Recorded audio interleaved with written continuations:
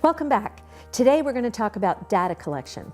Now what you hear is that we need to collect all of this data from birth on about every individual child so that we can tell whether or not such and such a program is effective.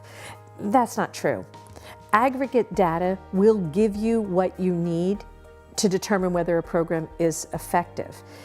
So why are we collecting all of this data on children?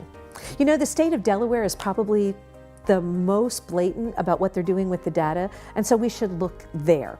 In Delaware, they begin collecting at the preschool level. They collect individual level data on the children, and by 5th grade, the children have to have what's called a student success plan. Now, the state uses all the data to give them a list of 10 careers, up to 10, from which they may choose. Yes, I did say the state gives them a list of 10 careers from which they may choose. That was not an error. They then pick a career, and by 8th grade they're locked in, and then their entire high school career is focused upon giving them the skills they need to do that career. The documents say that parents can look at their child's plan, but they cannot change it. That is a very blatant statement of who's in charge of the future of the children.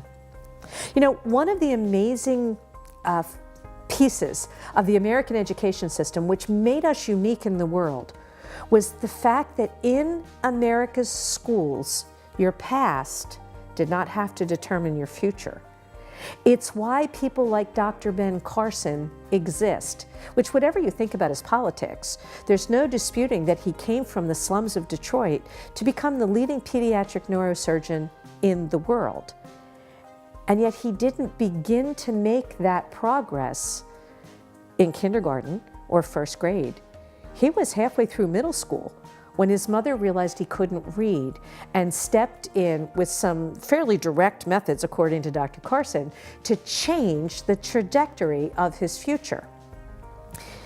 In this data collection system, that would not happen because he would already be slated to be directed into garbage man or janitor based upon all of the data that was collected about his past and his test scores in the early grades and the aptitude tests that were given.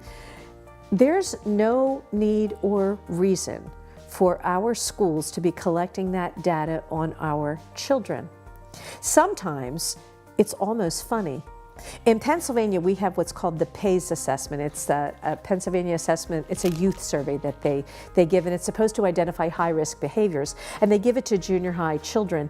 And I want to say, have you ever met a junior high child, especially a boy at the junior high level? They ask them very intrusive questions about, have they ever done behaviors that are high risk? Junior high boys will tend to say yes, whether they have or they haven't. There's no way to know if what the child is telling you is correct, which immediately invalidates the survey. So why are we collecting information that has no basis in reality?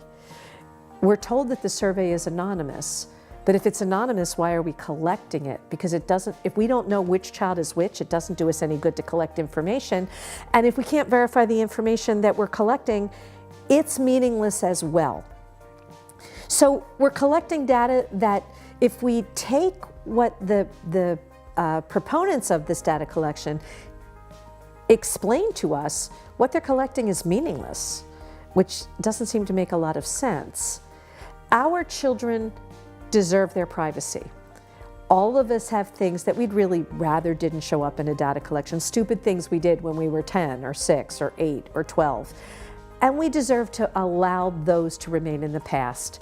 Lifelong dossiers don't serve the need of anyone except a government that wants more control, or business which says it's the client and it wants to have more information about our children. That's not the purpose of schools. That's not what schools are supposed to be about. Let's let them do what they were created to do.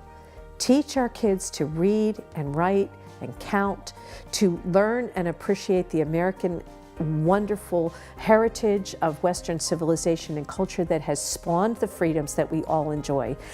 And let's stop the draconian data collection. Tomorrow, we're going to talk about some things that actually we could do that work in education. See you then.